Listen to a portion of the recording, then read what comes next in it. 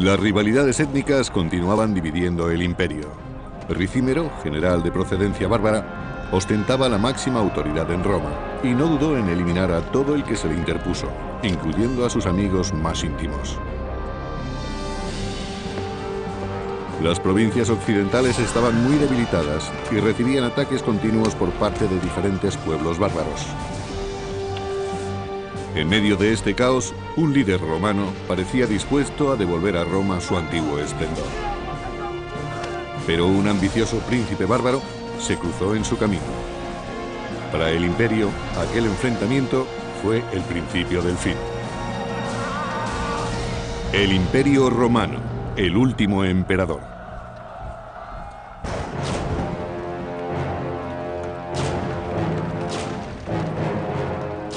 En el siglo V después de Cristo, el Imperio Romano Occidental no era más que una sombra de lo que había sido.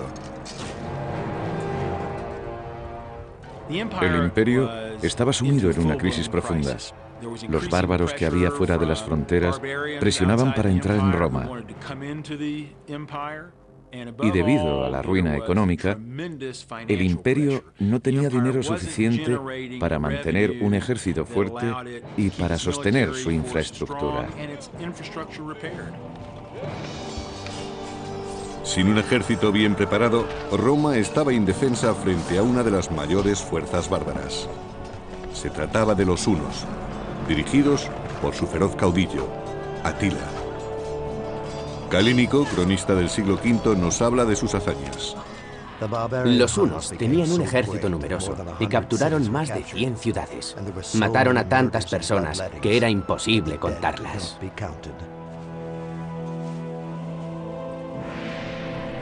Los hunos, una tribu nómada del este, terminaron de arrasar el imperio. La verdad es que ya no existía el Imperio Romano Occidental. Las provincias de Occidente se habían disgregado y los enfrentamientos eran continuos. Había tantos reinos, tantos ejércitos luchando por el control, que en realidad no existía ningún control. Constantinopla, la capital del Imperio Oriental, había resistido las invasiones de los hunos, pero el Imperio Occidental estaba más debilitado, y la provincia romana de Panonia cayó en manos de Atila, rey de los hunos.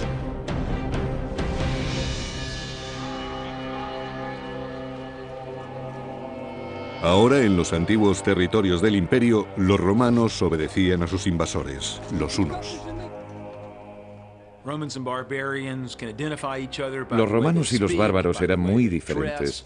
Les diferenciaba la forma de hablar, de vestir y de peinarse. Incluso su olor era distinto.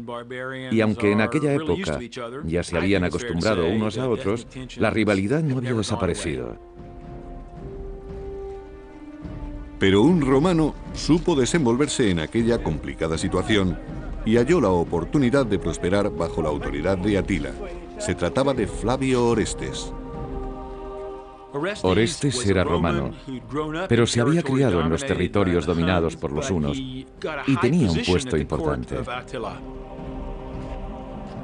El imperio se desmoronaba, pero el hecho de que Orestes y otras personas de Panonia tuvieran ascendencia romana fue de gran utilidad para Atila.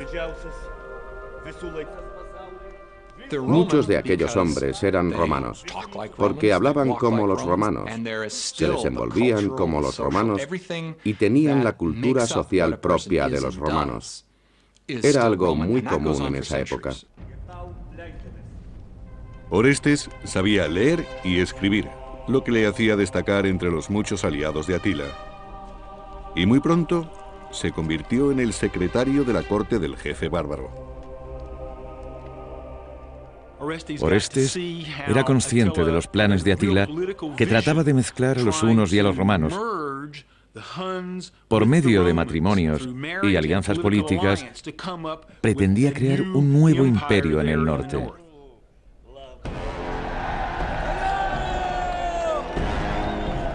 Orestes era uno de los colaboradores más cercanos de Atila y fue testigo directo de la crueldad de la justicia bárbara. Como romano, debió de sentirse ofendido. Había mucha rivalidad entre los bárbaros y los romanos. La mezcla de culturas suponía un problema insalvable en muchos casos, aunque ambos pueblos trataban de cooperar en los asuntos importantes o en los intereses comunes. La verdad es que existían muchas tensiones. Orestes detestaba que los bárbaros torturaran a los romanos, pero los planes de Atila despertaron también su ambición. Cuando Orestes servía en la corte de los hunos, observó que su rey, Atila, pretendía crear una poderosa nación partiendo de la nada. Fue entonces cuando comprendió que era posible levantar el antiguo imperio. Si un rey unificaba a los bárbaros y a los romanos, Roma recuperaría el esplendor de los primeros años, de la época de los primeros emperadores. Orestes trabajaba al servicio de los bárbaros, pero siempre se sintió romano. Pensaba que su pueblo era superior y deseaba que el imperio recuperara su antigua gloria. En el año 453 después de Cristo, el reinado de Atila terminó de manera inesperada en su noche de bodas. Fue un duro golpe para los hunos y para los aliados bárbaros. Su esposa lo encontró muerto por una hemorragia. Temió que la acusaran de asesinato y pasó la noche junto al cadáver. Según Jordanes, historiador del siglo VI, murió no por herida mortal, ni frente al enemigo, ni por traición, sino felizmente en el placer y sin dolor.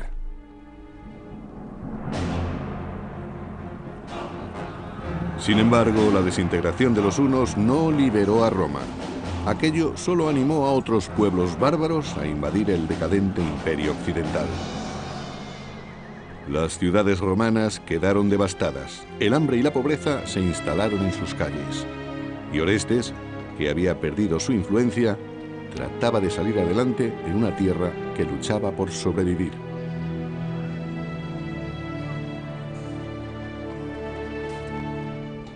En algunos casos, según la región, la infraestructura se derrumbó muy deprisa. Los acueductos fueron abandonados y la alfarería perdió calidad. Todo se vino abajo. La planificación urbanística se deterioró y los edificios quedaron descuidados. Fueron tiempos de miseria y pesimismo. Los detalles de los viajes de Orestes se han perdido, pero como auténtico romano, se negó a admitir que el imperio estaba a punto de hundirse.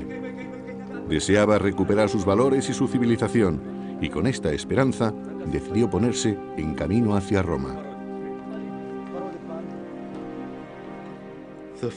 El imperio romano ya había caído. Sin embargo, sus líderes se negaban a admitirlo. Y muchos de sus ciudadanos tampoco podían aceptar que Roma desapareciera. Pensaban que mientras hubiera un emperador en el trono, Roma existiría.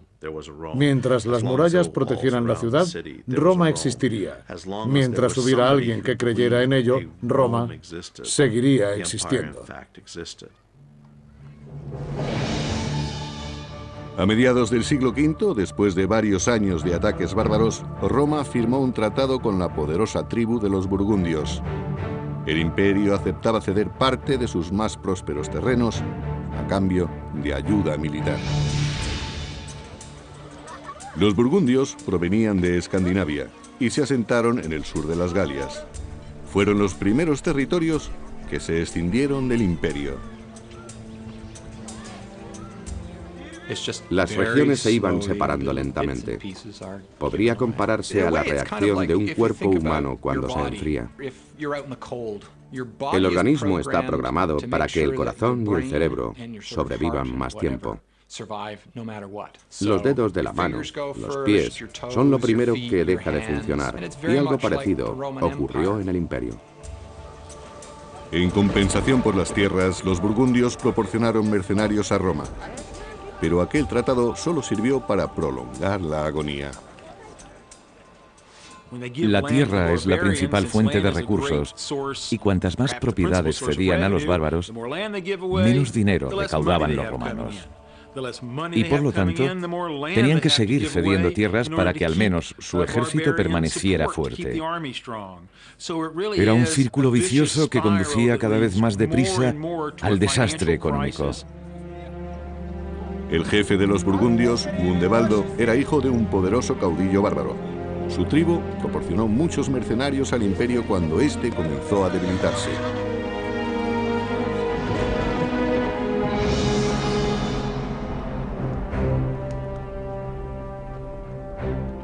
En la capital del imperio, Gundebaldo fue proclamado jefe del ejército. Pero su autoridad no se limitaba a los soldados, y fue él quien eligió al nuevo emperador, Glicerio. Gundebaldo lo eligió porque creía que le sería fiel y esperaba que gobernase según las órdenes que él le dictase. Glicerio no debía tomar ninguna decisión sin consultar antes con Gundebaldo. En el salón del trono del emperador había más bárbaros que romanos.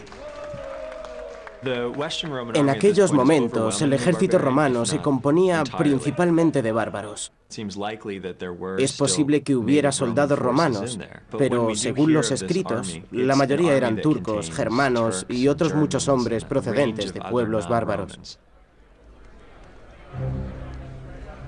Odoacro era un guerrero bárbaro, pero estaba a cargo de los mercenarios de Glicerio.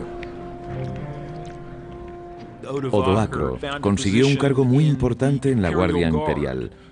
Era un militar muy competente y demostró tener una gran capacidad de dirección.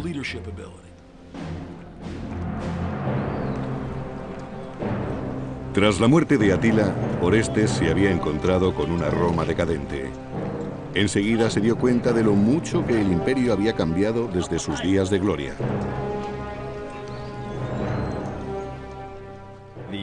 El poder del Imperio Occidental había desaparecido ya en el año 470, pero no todos los ciudadanos lo habían asumido. Pensaban que se trataba de un periodo de debilidad transitoria y que si la situación se enfocaba de otro modo, el imperio podría recuperarse. La experiencia de Orestes le permitió alcanzar un alto puesto en el ejército imperial, pero le sorprendió que Odoacro, un humilde bárbaro, ocupase un puesto similar. Los dos eran hombres muy ambiciosos y habían pasado por momentos muy duros. Orestes había trabajado al servicio de la corte de Atila y Odoacro era un jefe militar que había logrado ascender en Roma a pesar de sus raíces humildes. Los dos tenían mucha experiencia como militares y creo que fue la ambición lo que acabó enfrentándolos. Orestes y Odoacro tenían ideas diferentes sobre el imperio. Uno de ellos era romano, el otro bárbaro. Después de pasar muchos años en la corte de Atila, el romano Orestes fue nombrado general del ejército de Roma. Pero se encontró con un imperio que estaba a punto de desaparecer. Además, el poder ya no residía en el emperador Glicerio, sino en Odoacro, general bárbaro, y en Gundebaldo, jefe burgundio.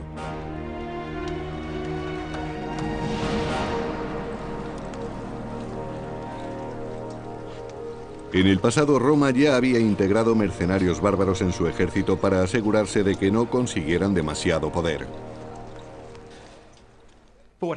En el siglo V, las tribus germánicas mantenían su identidad dentro del imperio. Conservaban su vestimenta, comida y cultura, así como su estructura administrativa, política y militar. Resulta extraño, pero no estaban romanizados. Y ahora los guerreros de Gundebaldo ostentaban el mismo poder que los romanos en el ejército imperial. El ejército del emperador Glicerio, dirigido por el general Gundebaldo, incluía muchos grupos étnicos, también soldados burgundios, pero todos juntos formaban el ejército de Roma. También hubo tensiones en el ejército a causa de la rivalidad entre romanos y bárbaros. Los romanos pensaban que, tratándose del ejército de Roma, ellos deberían ocupar un puesto más alto y que los bárbaros deberían ocupar puestos inferiores. El poder del ejército romano desapareció cuando estalló la violencia entre sus filas y el estamento militar acabó dividiéndose. El general Orestes terminó aceptando que aquel problema era imposible de resolver.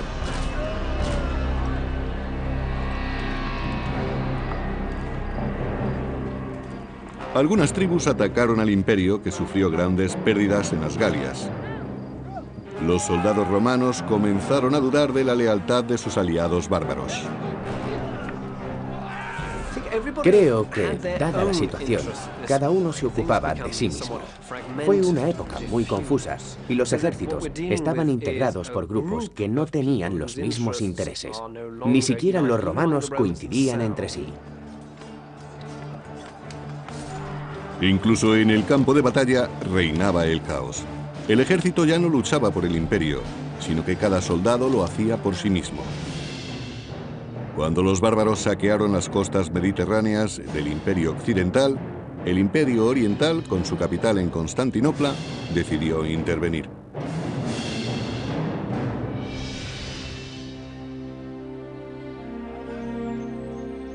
En su palacio fortificado, León, anciano emperador de Oriente, disfrutaba de la seguridad de su imperio. A mediados del siglo V había dos imperios distintos, el occidental y el oriental. El imperio oriental era muy próspero, pero el occidental no. León culpaba a Glicerio de los fracasos de Roma y decidió intervenir. De modo que proclamó un nuevo emperador de Occidente, Julio Nepo. Nepo ocupaba un puesto importante en la corte oriental y fue elegido para gobernar en Occidente. Además, estaba emparentado por matrimonio con el emperador León. Era la persona adecuada para dirigir una invasión.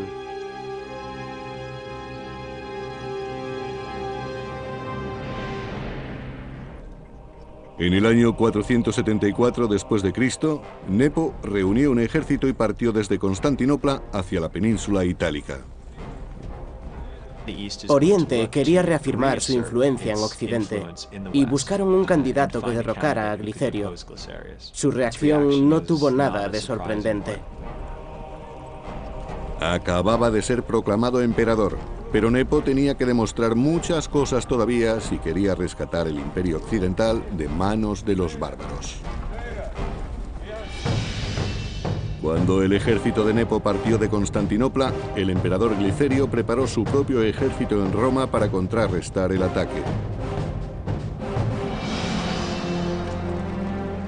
Pero cuando Glicerio ordenó a Orestes y a Odoacro que aprestaran sus tropas para el combate, comprobó la falta de lealtad de los bárbaros. Gundebaldo y los burgundios le habían abandonado.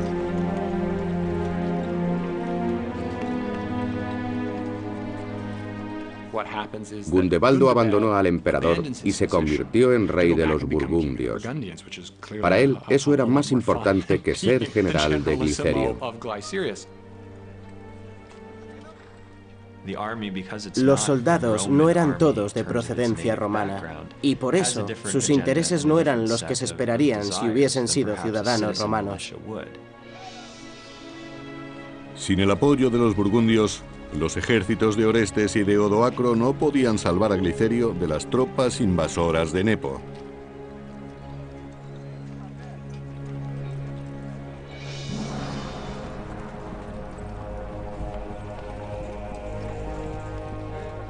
Cuando Nepo se acercaba a Roma, Glicerio salió a su encuentro, pero no a luchar, sino a pedir misericordia.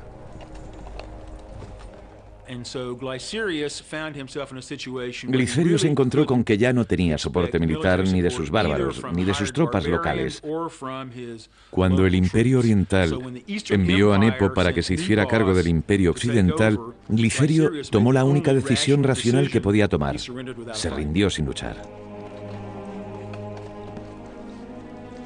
Nepo, que había ido a Roma a derrotar a Glicerio, perdonó la vida al emperador. Nepo quiso aparentar que se trataba de un acuerdo legal y que sería proclamado emperador contando con el apoyo de Glicerio. Quería que pareciese que Glicerio lo consideraba más indicado para gobernar.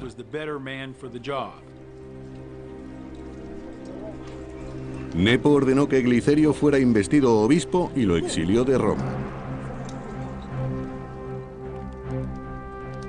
En junio del año 474, cuando Nepo fue proclamado emperador de Occidente, recibió el apoyo de Orestes y de Odoacro. Inmediatamente, ambos se declararon fieles al nuevo emperador. Como romano, Orestes consideraba que Roma seguía siendo un imperio y que él podría protegerla. Pero Odoacro opinaba que el imperio como tal ya no existía. Se trataba de dos militares muy competentes y muy capacitados, pero la existencia del imperio que querían remontar era dudosa.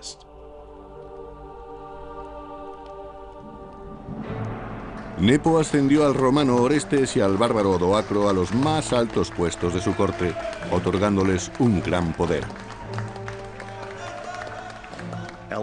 Ascendiendo a la vez a Orestes y a Odoacro y confiriéndoles el mismo poder, o al menos la misma consideración, estaba preparando su camino a la ruina.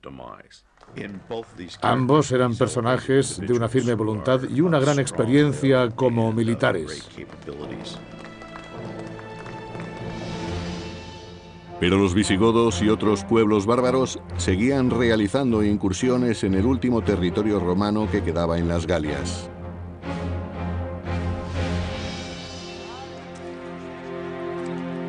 En la región que ahora se conoce como la Provenza, en Francia, había una próspera comunidad romana. Pero a partir del año 470, sus pobladores sufrieron muchos ataques por parte de los visigodos.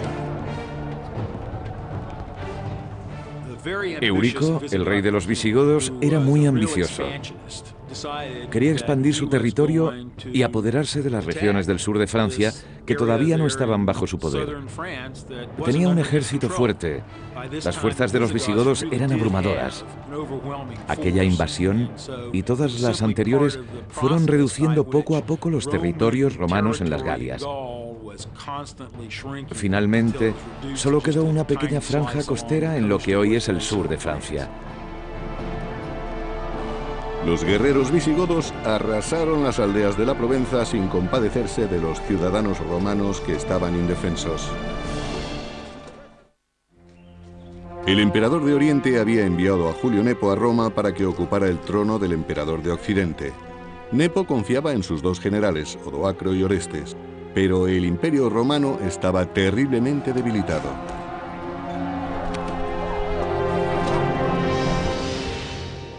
Los bárbaros visigodos invadieron el sur de las Galias, forzando a combatir a las legiones romanas de la frontera.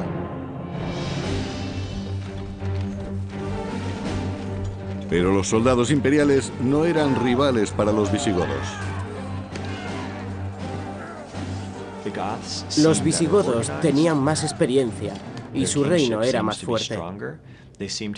Podían movilizar más hombres y sus tropas estaban mejor preparadas para enfrentarse a cualquier imprevisto en la batalla. El combate fue muy sangriento. Los romanos no sabían qué hacer.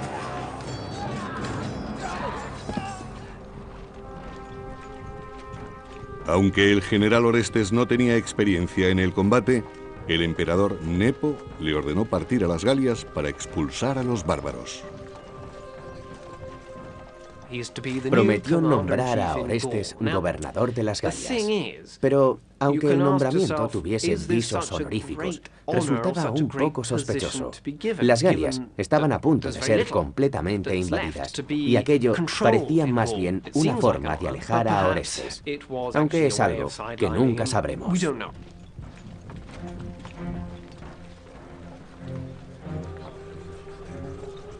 Pero en su campamento en la frontera romana, Orestes planeó una estrategia e intentó dejar a un lado a Odoacro y al nuevo emperador, Nepo.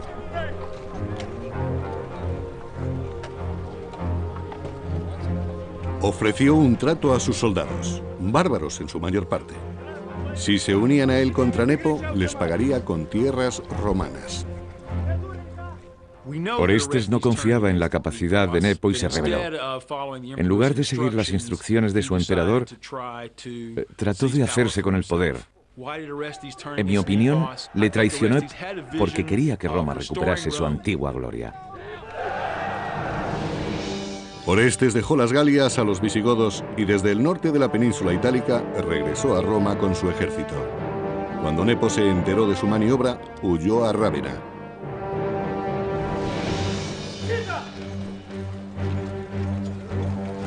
En agosto del año 475, Orestes marchó hacia Rávena y ordenó a sus tropas que buscaran al emperador. Los soldados bárbaros saquearon la ciudad y destruyeron las propiedades de los ciudadanos. Orestes debía pensar que Nepo estaba vendiendo el imperio romano a los bárbaros. O quizás su ambición era muy fuerte y deseaba hacerse con el poder de todo el imperio. Pero a pesar de las amenazas, nadie reveló dónde se escondía el emperador. Nepo hubo de abandonar la ciudad en secreto. Según Jordanes, historiador del siglo VI, Nepo huyó a Dalmacia y vivió allí como un ciudadano más. Curiosamente, se trataba de la misma ciudad en la que el emperador Glicerio había sido nombrado obispo. Nepo vivió exiliado, pero se hizo llamar emperador hasta el año 480. Algunos historiadores le favorecen considerándolo el último emperador, pero hacía ya mucho tiempo que no lo era. Tras la huida de Nepo y con los soldados bárbaros bajo su mando, Orestes pensó que podría restaurar el orden en un imperio sumido en la anarquía.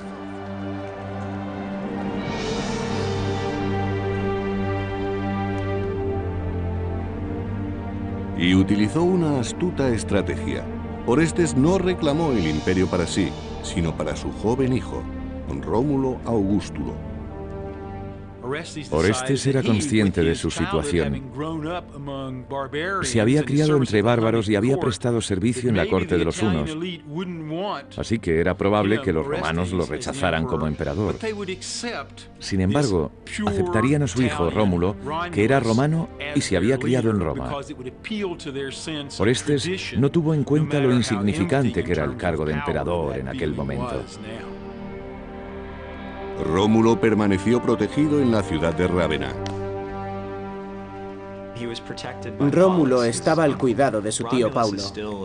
Todavía era solo un adolescente, de ahí que su segundo nombre fuera Augustulo, pequeño Augusto. El joven Rómulo obedeció las órdenes de su padre. Era Orestes el que dirigía el imperio y acabó alejando a su rival Odoacro para convertirse en el hombre más poderoso de Roma.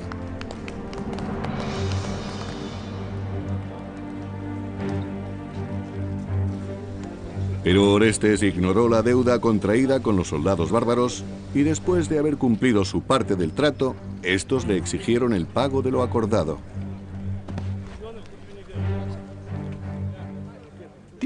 Los bárbaros querían establecerse en las tierras del imperio. Sin embargo, Orestes como romano no quería que eso ocurriera y se negó a cederles esos territorios. Orestes no podía pagar a los soldados, y los soldados querían un emperador que les pagara. Por eso, cuando Orestes no les dio el dinero ni las tierras que les había prometido, los bárbaros decidieron que solo tenían una opción: librarse del emperador y nombrar otro que sí les diera lo que demandaban. Con la ayuda de sus guardias, Orestes logró escapar, pero subestimó el poder del ejército bárbaro. Y los soldados buscaban venganza.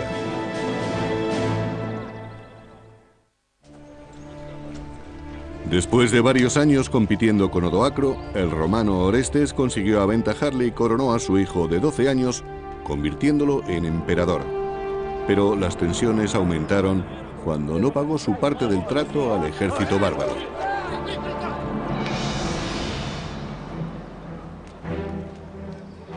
Orestes les negó las tierras que les había prometido, y los soldados recurrieron al rival del general romano, Odoacro. Los soldados tomaron una decisión racional. Fueron en busca de Odoacro con quien tenían mayores posibilidades de satisfacer sus demandas. Odoacro era bárbaro y confiaban en que no pondría tantos reparos en darles tierras, dinero o cualquier cosa que le pidieran a cambio de su apoyo. Los soldados hicieron una oferta a Odoacro que éste no podía rehusar. Le dijeron que le nombrarían rey a cambio de tierras. Y evidentemente a Odoacro le pareció un buen trato. Así se convirtió en jefe del ejército romano, que estaba formado por un grupo muy heterogéneo de gentes germánicas. Se propusieron invadir los últimos territorios romanos del imperio. Odoacro estaba a punto de vengarse de Orestes, el hombre que le había arrebatado el poder en Roma.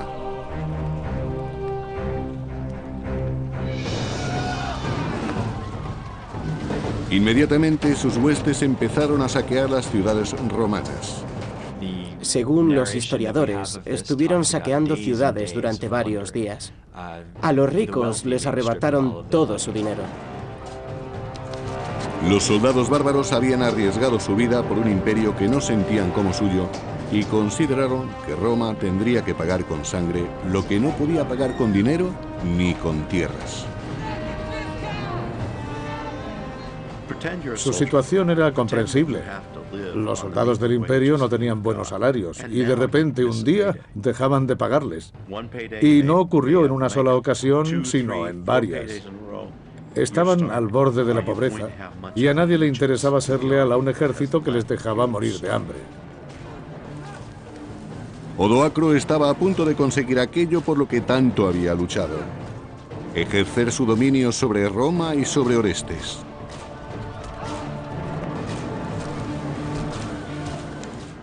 Lo que ocurrió en el año 476 no fue exactamente una guerra. No hubo invasiones ni grandes batallas. Solamente había soldados que trataban de sobrevivir. Y para conseguirlo, tenían que hacer todo lo necesario. Estaban entrenados para luchar y lucharían contra todo aquel que se interpusiera en sus planes. Por eso los levantamientos y los saqueos eran continuos. Orestes decidió dejar a su hijo, el joven emperador Rómulo, en Rávena, al cuidado de su tío Paulo. Después, el general bárbaro escapó a Ticino, en el norte de Italia. Orestes se vio obligado a refugiarse en Ticino, la moderna Pavía, para escapar de Odoacro y de su ejército. Sabemos por algunos escritos que el obispo de Pavía dio refugio a Orestes. Pero no logró librarse de la ira de los bárbaros. Orestes se vio forzado a huir cuando Odoacro y sus hombres registraron la iglesia tratando de apresarlo.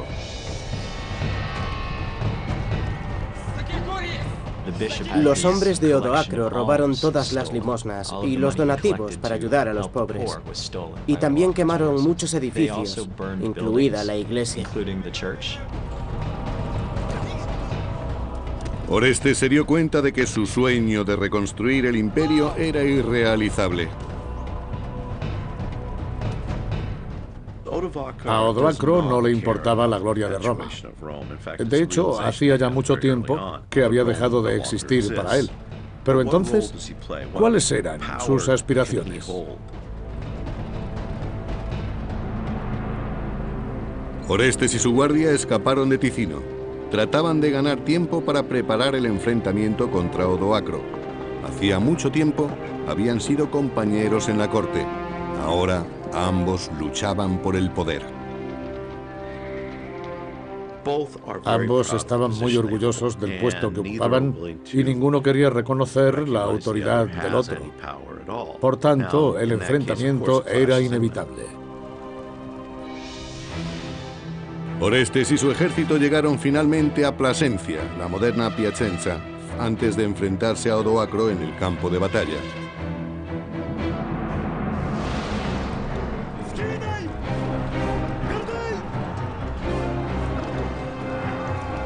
Pero Orestes era inexperto y tenía pocas posibilidades frente a las despiadadas tropas de Odoacro.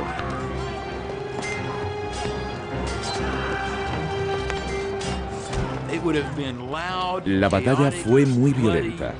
En realidad, no es el entrenamiento militar lo que da la victoria a un ejército. El ánimo y la confianza con que acuden a luchar los soldados tiene mucha influencia en el resultado. Hubo muchos cadáveres, heridos y hombres paralizados por el miedo. Orestes estaba siendo derrotado.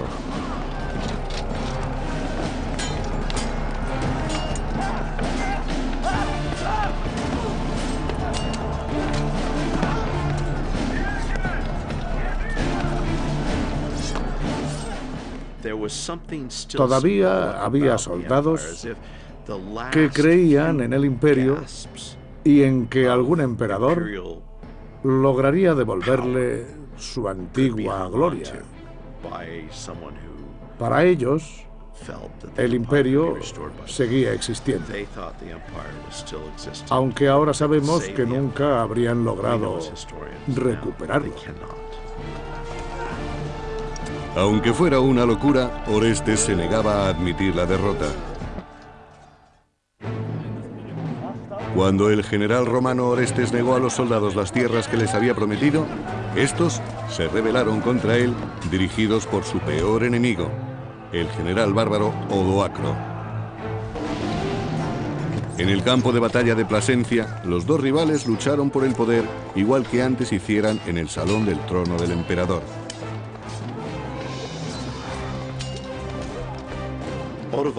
Odoacro y Orestes eran los dos personajes más importantes del Imperio Occidental. El futuro de Roma dependía de ellos y deberían haber colaborado juntos. Nunca se plantearon llegar a un acuerdo. Eran demasiado ambiciosos y recurrieron a la guerra. Se enfrentaron en una lucha a muerte, y cuando por fin terminó la batalla, Orestes, el romano, sucumbió ante el poderoso bárbaro.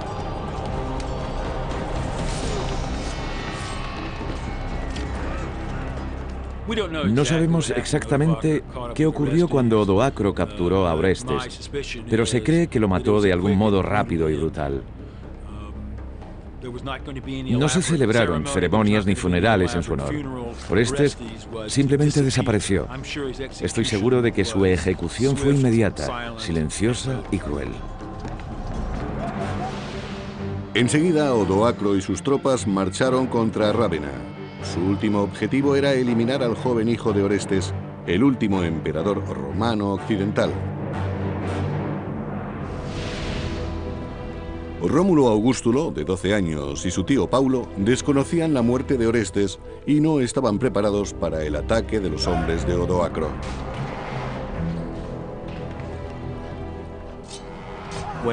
Cuando Odoacro llegó a Rávena, Rómulo no pudo hacerle frente. Era demasiado joven y no tenía experiencia, pero Paulo trató de proteger a su sobrino. Los hombres de Odoacro mataron a Paulo y capturaron al emperador. Aterrado, el joven trató de escapar. Era el último emperador romano y los bárbaros habían decidido eliminarle. No pudo esconderse de ellos. No tenía escapatoria. En realidad, Rómulo no era más que un títere. Odoacro no tenía motivos para asesinarlo. Pero el despiadado guerrero tomó una decisión sorprendente. Perdonó la vida al joven emperador y lo envió al exilio. Al perdonarle la vida a su enemigo, Odoacro mostró una gran clemencia. Con esta actitud, demostró a los romanos que era un soberano justo. En el año 476, Odoacro se convirtió en el primer gobernante bárbaro de Roma. Aunque ahora Odoacro era rey, no era el rey de Roma ni del imperio. Solo era el rey de sus huestes, de aquel variado grupo de gente que constituía el ejército. Odoacro fue rey, no emperador. El imperio romano, que surgió en el año 27 a.C., había desaparecido 500 años después de su nacimiento. Fue el final de los emperadores romanos en Occidente. El siguiente gobernante fue rey. En Oriente sí había un emperador romano, pero no podía controlar Occidente. Desde el punto de vista político, la situación había sufrido un gran cambio. Desde Constantinopla, el emperador oriental Zenón conoció la noticia de la caída de Roma. Durante mucho tiempo, aquel había sido el mayor temor del Imperio Oriental. Un mensajero transmitió las palabras del joven emperador Rómulo. Odoacro exigió a Rómulo Augustulo una última cosa. Debía enviar un mensajero a Constantinopla, en nombre del Senado y del emperador, para que comunicase en el Imperio Oriental que no se necesitaba ningún emperador en Occidente. Con un rey bárbaro gobernando en Roma, los símbolos imperiales ya no tenían sentido. Sabemos que Odoacro fue proclamado rey y que no vistió púrpura ni llevó la corona de oro del emperador romano. Él mismo decidió prescindir de los símbolos y las costumbres de Roma. Odoacro tenía la intención de ser algo nuevo, el rey de Occidente, no el emperador. Las vestiduras, coronas y joyas quedaban para el emperador de Oriente. Para Odoacro estas riquezas ya no significaban poder y prestigio, sino fracasos y pérdidas. Los bárbaros y sus familias se asentaron en las tierras que habían pertenecido a Roma. Eran los territorios por los que tanto habían luchado. Occidente estaba ahora en sus manos. Odoacro cumplió lo que había acordado con sus soldados y les dio lo que les había prometido. Demostró a su ejército que era un hombre de palabra. Los territorios del imperio fueron rápidamente ocupados por los bárbaros. Las haciendas se llenaron de mujeres y niños.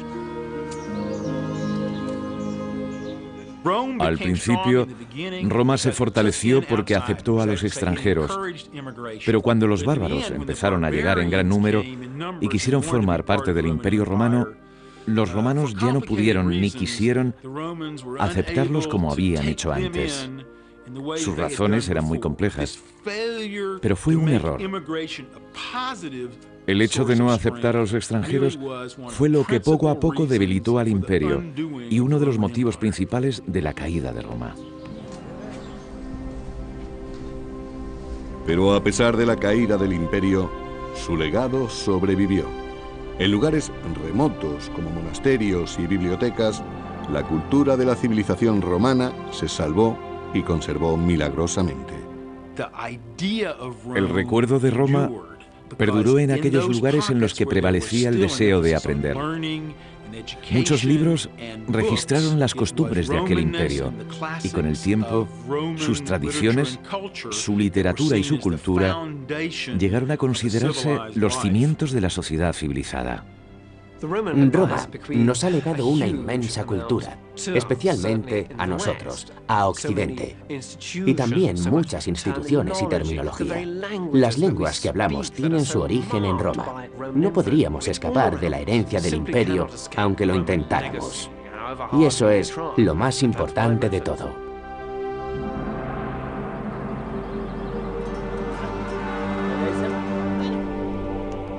De la democracia al imperio y hasta su caída, Roma sirvió de inspiración al mundo occidental que hoy conocemos. Una civilización que sobrevivió a varios siglos de guerra, a la persecución, la corrupción y la peste, y que terminó muriendo calladamente, debilitada por los ataques bárbaros. Existe una idea muy romántica acerca de la caída de Roma y del Imperio Romano. Y su historia ha repercutido en la formación del mundo moderno. Pero todo eso ocurrió hace 1500 años. ¿Por qué tendríamos que ocuparnos de ello ahora? En mi opinión, la respuesta es muy sencilla. Debemos conocer los datos porque en Roma se cimentaron los aspectos más significativos de la historia de la humanidad y también los más terribles. Y si los analizamos, acabaremos comprendiéndolos. Quizás así podamos aprender de sus aciertos y evitar sus fracasos.